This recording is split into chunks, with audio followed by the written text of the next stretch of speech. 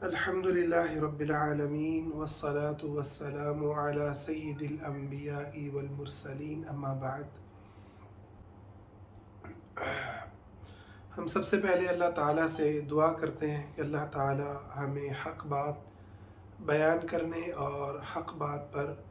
عمل کرنے کی توفیق عطا فرمائے۔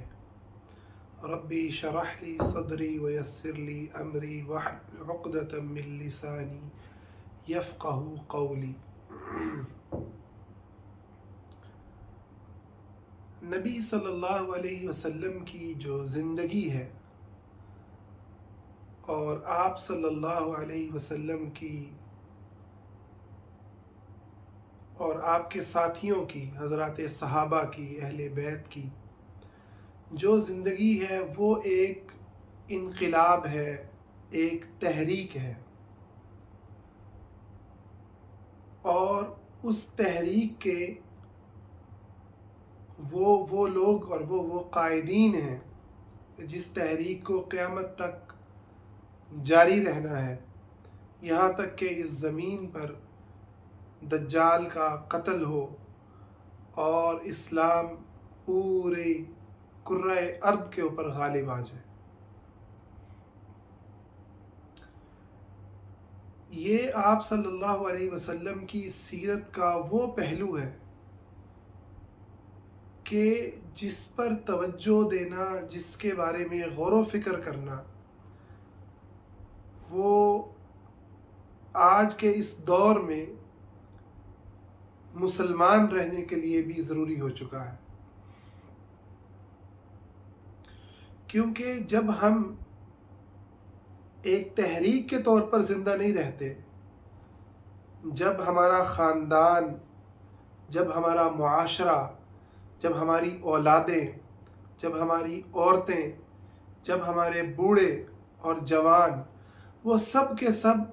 اپنے آپ کو ایسی ایمانی کیفیت میں اور ایک ایسے عمل کے اندر نہیں جوڑتے کہ جو عمل ایک خاص مقصد کے لیے جو ہے وہ کیا جا رہا ہے، اور اس عمل کی کئی اپنے تقاضے ہیں، اس کے لیے قربانیاں ہیں، درگزر کرنا ہے، وہ چیزیں جو دنیا کی نظر میں بہت بڑی ہوتی ہیں، وہ ایک تحریکی انسان کی نظر میں، کسی مشن پر گامزن خاندان کی نظر میں، معاشرے کی نظر میں، قوم کی نظر میں وہ چھوٹی ہو جاتی ہیں، وہ قابل برداشت اور اگنور کر دیے جانے کے لائق ہوتی ہیں۔ تو یہ جو تعارف ہے اسلام کا اور سیرت کا، یہ بہت ہی اہمیت رکھتا ہے۔ اس کی اہمیت کا اندازہ یہاں سے لگائیے کہ اللہ رب العزت نے جب امت محمد صلی اللہ علیہ وسلم کا تعارف کروایا تو فرمایا کنتم خیر امت اخرجت للناس تأمرون بالمعروف وتنہون عن المنکر وتؤمنون باللہ۔ تم ایک ایسی امت ہو کہ جو اس لیے بھیجی گئی ہو، لوگوں کی بھلائی کے لیے نکالی گئی ہو، کہ تم نیکی کا حکم دیتے ہو اور برائی سے روکتے ہو اور اللہ پر ایمان رکھتے ہو، ظالم کا ہاتھ تھامتے ہو، مظلوم کی مدد کرتے ہو، اللہ کے کلمے کو بلند کرتے ہو۔ الذین ان مکناہم فی الارض اقاموا الصلاۃ، جنہیں ہم زمین میں تمکین دیں تو وہ نماز کو قائم کرنے والے ہیں، وہ اللہ کے دین کو قائم کرنے والے ہیں، وہ تقوی کو قائم کرنے والے ہیں، وہ عدل سے فیصلے کرنے والے ہیں،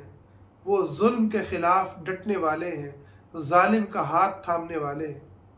من رأى منکم منکرا فلیغیرہ بیدہ فإن لم يستطع فبلسانہ فإن لم يستطع فبقلبہ وذلک اضعف الایمان۔ یہ جو تعارف ہے جو ہمیں اسلام نے دیا ہے کہ آپ ایک مشن پر ہیں، آپ اس زمین میں محض کھانے پینے اور سکون کی زندگی گزارنے کے لیے نہیں آئے، کہ جسے قرآن بھی اس لیے سنایا جائے اس سے بڑا سکون ملتا ہے، اس سے بڑا سرور ملتا ہے، نیند بڑی اچھی آتی ہے۔ یہ قرآن اس مقصد کے لیے نہیں اترا، اور ہمارا وجود بھی اس مقصد کے لیے نہیں ہے۔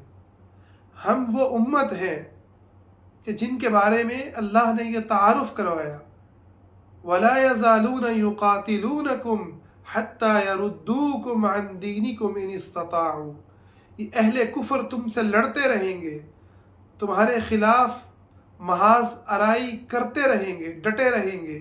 یہاں تک کہ تمہیں تمہارے دین سے مرتد کر دیں۔ یعنی ان کا ارادہ تو یہ ہے کہ تمہیں یہ اپنے وَدُّوا لَوْ تَكْفُرُونَ، یہ چاہتے تو یہ ہیں کہ جیسے انہوں نے کفر کیا تم بھی کفر کرو،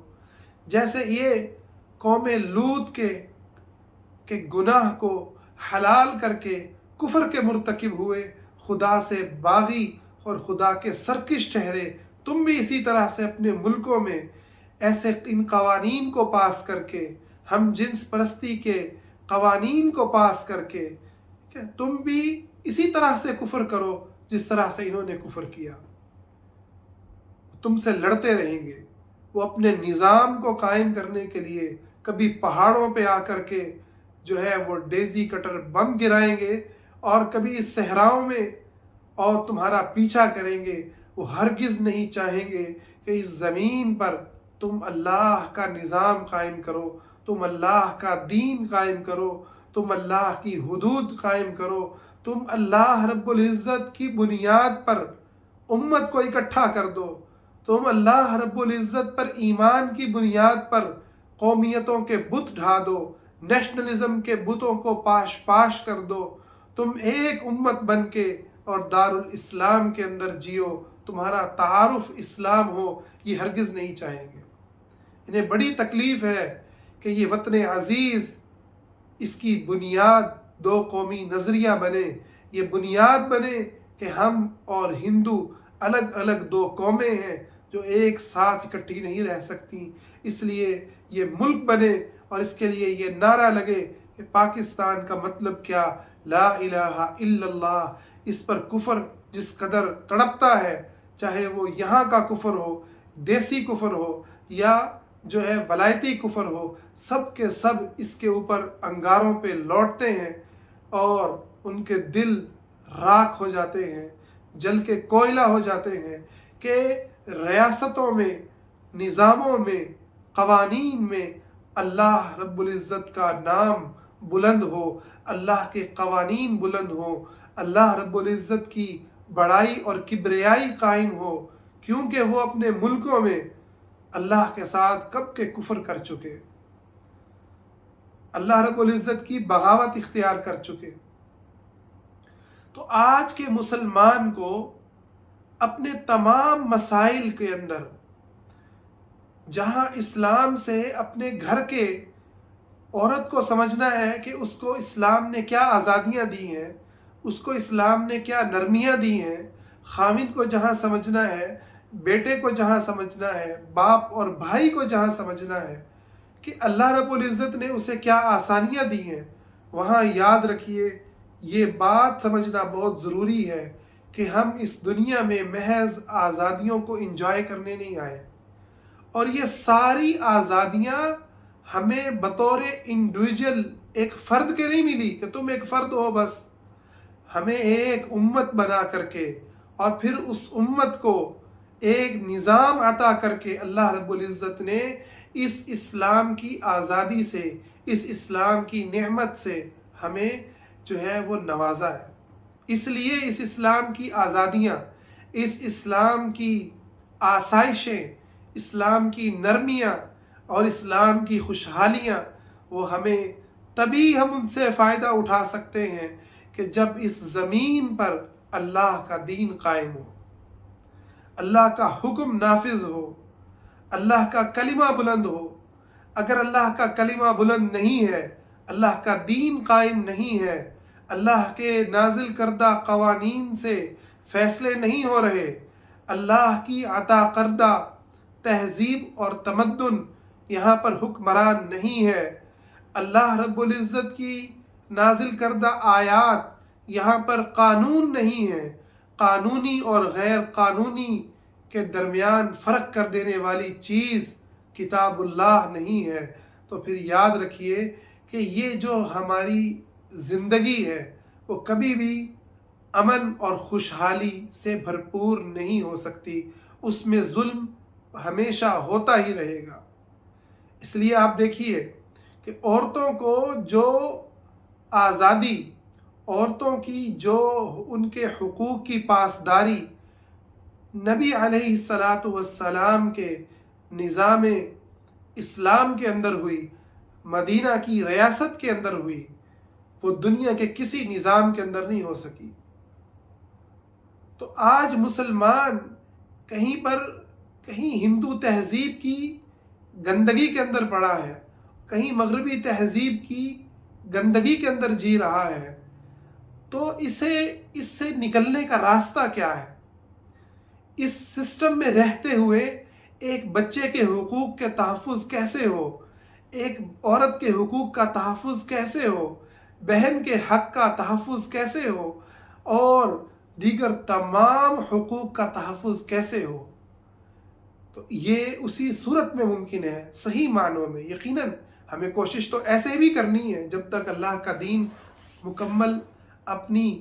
حیثیت میں قائم نہیں ہوتا، یقیناً ایسا نہیں ہے جس طرح ہمیں نمازوں کو ادا کرنا ہے، جیسے باقی عبادات کو بجا لانا ہے، اسی طرح سے ہمیں دوسروں کے حقوق کا بھی خیال رکھنا ہے، دوسروں پر ظلم سے بھی رکنا ہے اور روکنا بھی ہے۔ مگر اس کی کامل صورت کہاں پر ملے گی؟ جب اللہ کا دین قائم ہوگا، جب ہم امت بن کر جئیں گے، جب ہم ایک جسد واحد بنیں گے، جب ہمارے درمیان پائے جانے والے یہ قومیتوں کے بت، یہ لسانیت کے بت، یہ صوبائیت کے بت، رنگ و نسل کے فرق جب یہ مٹا دیے جائیں گے اور یہ بت توڑ دیے جائیں گے، اس دن حقیقت میں ہم آزاد ہوں گے۔ اس دن ہم اسلام کی جو لذت ہے، اسلام کی خوبصورتی سے، اسلام کی خوشحالی سے ہمارا معاشرہ لہلہا اٹھے گا۔ اس وقت تک ہمیں کیا کرنا ہے؟ اس وقت تک جہاں ہمیں یہ سیکھنا ہے کہ کیا ظلم ہے اور کیا عدل ہے، کیا انفرادی زندگی میں درست ہے اور کیا غلط ہے، ہم کہاں پر جو ہے وہ مغرب کے کسی برائی سے متاثر ہیں اور کہاں پر ہم مشرق کی کسی برائی کا ارتکاب کر رہے ہیں۔ وہیں ہمیں اپنے آپ کو اور اپنی نسلوں کو یہ پیغام دینا ہے کہ ہم ایک امت ہیں، اور ہمیں ایسی زندگی جینی ہے کہ جو زندگی ایک مشن پہ گامزن انسان جیتا ہے، ایسی زندگی جینی ہے کہ جو زندگی ہمیں اللہ رب العزت کی طرف لے جانے والی ہے، ایسی زندگی کہ جو اسلام کے قیام کے جد و جہد سے بھری ہوئی ہے، ایسی زندگی جو معاشرے میں دین کے قیام کی جد و جہد سے رقم ہے، قربانیاں دیتے ہوئے اللہ رب العزت کے حق، سچ اور حق راستے پر ڈٹے ہوئے ہمیں انسانوں کی طرح جینا ہے۔ اور یقیناً اس کے اندر وہ راستے اور وہ طریقے کہ جو انسان کو تباہی کی طرف لے جاتے ہیں، جہالت کی طرف لے جاتے ہیں، ان سے بھی بچنا ہے۔ ایسا نہ ہو کہ ہم مسلم ممالک کے اندر کسی مسلح جد و جہد کا حصہ بن جائیں، بیرونی طاقتوں کے اعلی کار بن کے اپنے ہی ملکوں کے اندر فساد برپا کرنے لگیں۔ یہ راستے مرنے اور مارنے کے، قتل و قتال کے مسلم ممالک کے اندر یہ تباہی کے راستے ہیں، جس پر پچھلی 2 دہائیاں اور اس سے پچھلی نہ جانے کتنی دہائیاں گواہ ہیں کہ جب بھی مسلمانوں نے یہ راستہ اپنایا، اس کو ہمیشہ بیرونی طاقتوں نے استعمال کیا، اور اس ملک اور معاشرے میں رہنے اور باقی رہنے والی جو خیر تھی وہ بھی، اس سے بھی ہاتھ دھونے پڑے۔ تو ہمیں امن کے راستے کے ساتھ قانون کے دائرے میں رہتے ہوئے وہ جد و جہد جو ہمارے آباء و اجداد نے کی، جنہوں نے ختم نبوت کا وہ عظیم بل پاس کروایا، اور وہ عظیم جد و جہد کی کہ جس نے وطن عزیز میں ہمیشہ ہمیشہ کے لیے قادیانیت کے دروازے بند کر دیے۔ ہمیں اسی طرح سے جد و جہد کرنی ہے اور انہی پرامن راستوں کے ذریعے آنا ہے کہ جن کے ذریعے ہم یہاں کے لبرل اور بے دین طبقے کا راستہ روکیں۔ جس طرح سے ہمارے قریب کے اندر ابھی ہمارے چند دنوں پہلے ہمارے بہت ہی محترم سینیٹر جناب مشتاق احمد صاحب، جو جماعت اسلامی کے نہایت ہی قابل قدر، بلکہ جماعت اسلامی کا نام لینے کی بجائے میں کہوں گا کہ اس امت کے وہ شیر ہیں کہ جو آج سینٹ کے اندر ان بدماشوں کے سامنے ڈٹے ہوئے ہیں جو اس وطن کو فحاشی اور عریانی کے گندے قوانین سے آلودہ کرنا چاہتے ہیں۔ تو ایسے لوگوں کا ساتھ دینا، ایسے لوگوں کا دست و بازو بننا، ایسے لوگوں کو آگے لانا، اسلامی طاقتوں کی نصرت کرنا، یہ ہمارا مشن ہونا چاہیے۔ اور ہماری جو گھریلو زندگی ہے، ہماری عورتوں کی، ہمارے بچوں کی، ہماری اپنی، اس میں جہاں پر تفریح ہو، جہاں اس میں کھانا پینا ہو، جہاں اس میں حلال انٹرٹینمنٹ ہو، جہاں اس کے اندر خوشیاں ہوں، وہاں یاد رکھیے امت کا درد، امت کی فکر، امت کے لیے سوچنا، امت کے لیے کچھ کر گزرنے کے جذبات، امت کے لیے کھڑے ہونے کا عزم، اپنے نسلوں کو منتقل کرنا، اپنے آپ کو اس درد کے ساتھ زندہ رکھنا، یہ نہایت ضروری ہے۔ اگر ہم نے اپنے آپ کو زندہ نہ رکھا، انفرادیت کے جو مغربی جو بت ہیں ان کے سامنے گر گئے اور محض اپنے نفس کی پوجا، اپنے آپ کو دکھانا، اپنے سٹیٹس کی جنگ، اور میں اور میرے بیوی اور بچے، اس تک کی دنیا میں اگر ہم نے اپنے آپ کو بند کر لیا تو یاد رکھیے گا پھر نام نہ ہوگا ہمارا داستانوں میں اور بھلا دیے جائیں گے۔ اور اگر ہم کھڑے ہو گئے اور اگر ہم ڈٹ گئے اور ہم نے امت کی فکر کی، فلسطین کے مسلمانوں کے قتل پر دل ہمارا رونے لگا، اور اپنی نسلوں کو ہم نے فلسطین کے مسلمانوں کی محبت کا سبق پڑھایا، کشمیر کے مسلمانوں کی محبت کا سبق پڑھایا، حیدرآباد اور دکن کے مسلمانوں کی محبت کا سبق پڑھایا، دو قومی نظریے کا سبق یاد کرایا کہ بیٹا ہم اس لیے انڈیا سے الگ ہوئے تھے کہ ہم لا الہ الا اللہ کی گواہی دینے والے تھے، ہم اللہ اکیلے کی عبادت کی دعوت دینے والے تھے، اور وہ اللہ کے ساتھ کفر کرنے والے تھے۔ پس ہر وہ قوم، ہر وہ طاقت جو اللہ رب العزت کے ساتھ کفر کرنے والی ہے، اس سے بیٹا ہمارا اختلاف ہے، ہم اور وہ ایک نہیں ہو سکتے۔ ہم اگر ایک ہو سکتے ہیں تو صرف اور صرف امت محمد صلی اللہ علیہ وسلم کے ساتھ، صرف اور صرف ایک اللہ رب العزت کی بندگی کرنے والوں کے ساتھ، چاہے وہ فلسطین کے مسلمان ہوں، شام کے مسلمان ہوں، عراق کے مسلمان ہوں، مصر کے مسلمان ہوں، امریکہ اور کینیڈا کے مسلمان ہوں، یا دنیا کے کسی کونے کے مسلمان ہوں، ہم سب کے سب ایک ہیں۔ جیسا کہ اقبال نے کہا تھا، بڑی اس کی خوبصورت شاعری ہے جس میں وہ وطنیت کی نفی کر کے، قومیت کی نفی کر کے، ساری کی ساری زمین کو ہمارا دیس قرار دیتا ہے۔ الہند لنا والصین لنا، ہند بھی ہمارا، سین بھی ہمارا، عرب بھی ہمارا، سب کے سب یہ ہمارے ہیں، تو اور ہم اللہ کے ہیں، اور ہم ایک امت ہیں، امت محمد صلی اللہ علیہ وسلم۔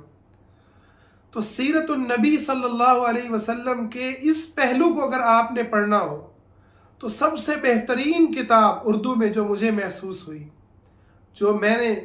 جب اس کو پڑھا تو مجھے وہ اس کتاب کے اندر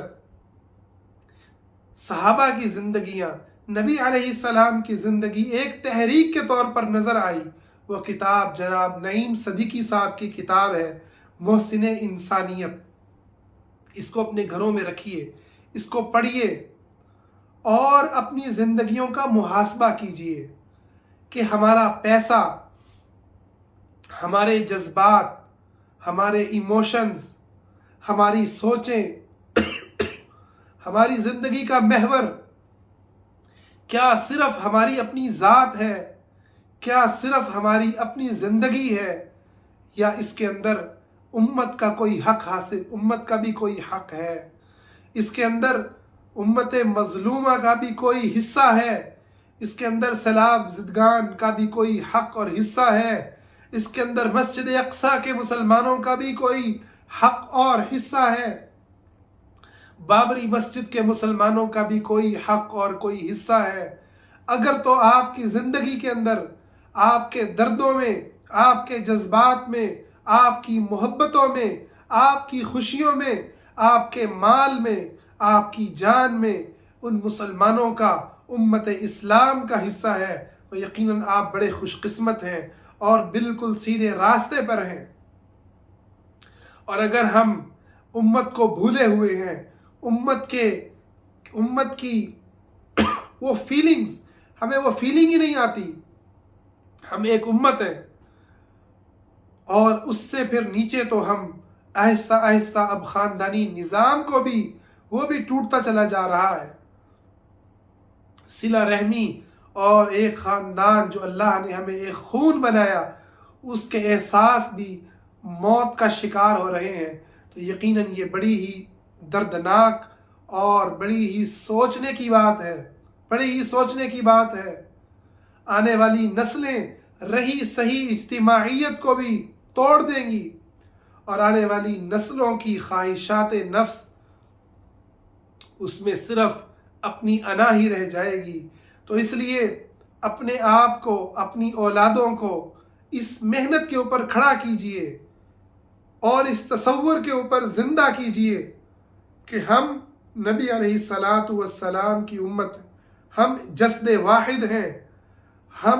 ہماری فکر بس کھانے اور پینے کی نہیں، بلکہ ہماری فکر کے اندر اللہ کے دین کا قیام، اللہ کے دین کی نصرت، معاشرے میں نیکی کا حکم دینا، برائی سے روکنا، اچھائی کی بات کو پھیلانا، اور برائی کی بات پر خاموشی اختیار کرنے کی بجائے اس کی نفی کرنا، یہ ہماری بنیاد ہونی چاہیے۔ اللہ کی بنیاد پر ہم جڑے رہیں، ایک مٹھ اور ایک طاقت بن کر رہیں، تاکہ جب ہم اس دنیا سے جائیں تو پھر ہم اللہ کے نبی صلی اللہ علیہ وسلم کے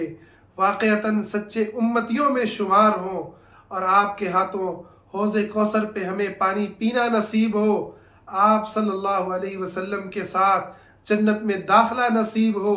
آپ اندازہ لگائیے میدان حشر کا اور جنت میں جانے کا، سب کا سب ایک اجتماعیت کا جو ہے، ایک اجتماعی مسلمانوں کی ایک امت کا جو ہے منظر کشی کرتا ہے۔ وسیق الذین اتقوا ربهم الی الجنۃ زمرا، جنت کی طرف یہ وفد در وفد لے جائے جائیں گے، گروہ در گروہ لے جائے جائیں گے، اور جو کفر کرنے والے ہیں وہ بھی جہنم کی طرف گروہ در گروہ ہانکے جائیں گے۔ آج نیٹو کی شکل میں، اقوام متحدہ کی شکل میں دنیا کی طاقتیں وہ ایک ہیں، ان کی پالیسیاں ایک ہیں، ان کی جنگیں ایک ہیں، ایک ایک جنگ میں ان کے سارے ممالک شریک ہوتے ہیں، سب کے فیصلے ہوتے ہیں، سب کا پیسہ اور مال لگتا ہے، مگر آج امت محمد صلی اللہ علیہ وسلم میں بکھری ہوئی ہے۔ امت کے اندر اکٹھا ہونے کا جو تصور ہے وہ کمزوری کا شکار ہے۔ اور ایسا نہیں ہے کہ امت کے عام افراد میں یہ جذبہ موجود نہیں ہے، آج بھی دل دھڑکتے ہیں دارالاسلام کا نام سن کے، خلافت عثمانیہ کا نام سن کے، آج بھی وہ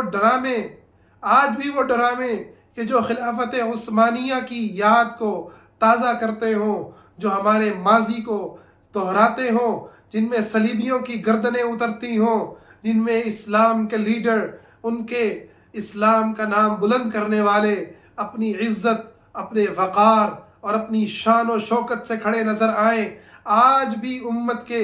امت کے گناہگار سے گناہگار ترین فرد کے لیے بھی وہ ڈرامہ، وہ فلم، وہ ایکٹر اور وہ سیریز وہ اتنی اہمیت رکھتی ہے، اتنی دیکھی جاتی ہے، جو دلیل ہے کہ امت کا دل زندہ ہے اور زندہ رہے گا۔ امت کے اندر خیر ہے اور یہ خیر بڑھے گی، خیر بڑھے گی، اور اس زمین پر اللہ کا دین قائم ہو کر کے رہے گا۔ اس زمین پر دین اسلام غالب آ کر کے رہے گا۔ اسلام کی طاقتیں، اسلام کی قوتیں آگے بڑھیں گی، مضبوط سے مضبوط تر ہوں گی۔ یہ وطن عزیز کہ جو اس مقصد کے لیے بنا کہ یہاں سے اسلام کے لشکر نکلیں، وہ وقت دور نہیں کہ اللہ اس کو اسلام کا مرکز بنائے گا، ایسا مرکز کہ جہاں سے دین اسلام کی حفاظت ہو، جہاں سے اللہ رب العزت کے دین کے لیے لشکر کے لشکر نکلیں۔ اور آج بھی دیکھیے سب سے زیادہ خیر اللہ نے جن خطوں کے اندر رکھی ہے ان میں ایک ہمارا پیارا وطن ہے، جہاں ہم بیٹھ کر امت کی فکر کی بات کرتے ہیں، جہاں ہم بیٹھ کر عالم کفر کی سازشوں کو یاد کرتے ہیں، جہاں ہم بیٹھ کر امر بالمعروف اور نہی عن المنکر کے پروگرام بناتے ہیں۔ کتنے ہی ادارے ہیں اللہ کے فضل سے، کتنی ہی جماعتیں ہیں جو اس زمین پر، اس خطہ ارض پر، اس وطن عزیز پر نیکی کی دعوت کو دے رہے ہیں، برائی سے روک رہے ہیں، دین کے مراکز قائم ہیں۔ ضرورت اس بات کی ہے کہ اللہ کی اس نعمت کا شکر ادا کیا جائے اور کم ہمتی دکھانے کی بجائے، نفس پرستی میں گرنے کی بجائے، انفرادیت میں گرنے کی بجائے جاگا جائے، اٹھا جائے، آگے بڑھا جائے اور کفر کو لگام ڈالی جائے، ان قوانین کو رد کر دیا جائے۔ خاص کر کے میں اس موقع پر اپنے بھائیوں سے، اپنی بہنوں سے گزارش کروں گا کہ سینیٹر مشتاق نے، جماعت اسلامی کے اس سینیٹر نے جو تحریک اٹھائی ہے اس ہم جنس پرستی کے قوانین کے خلاف، خدا را اس پر آواز اٹھائیے، ان کا ساتھ دیجئے، آواز اٹھائیے، آواز اٹھائیے، تاکہ اللہ کے دشمنوں کی یہ سازشیں ناکام ہو جائیں۔ ہر فورم پہ اس کو شیئر کیجئے، ان مضامین کو جو اس مسئلے کو بیان کر رہے ہیں، اور اس موضوع کو اپنی نسلوں میں، اپنی اولادوں میں، اپنے ساتھیوں میں، اپنے دوستوں میں، ہر ایک کے اندر پھیلائیے، اویئرنیس دیجئے، آگاہی دیجئے۔ کفر ہم پہ حملہ آور ہے، ایک کے بعد ایک طریقے سے نئے طریقوں سے وہ حملہ آور ہے، اور پہچانیے کہ ہمارے خیر خواہ کون ہیں، اس امت کے خیر خواہ کون ہیں، اس ملک کے خیر خواہ کون ہیں۔ آج بھی سیلاب زدگان کی مدد کرنے کے لیے دیکھ لو کسی سیکولر تنظیم کے لوگ نظر نہیں آئیں گے۔ آج بھی وہاں پر سب سے زیادہ جو آپ کو نظر آئیں گے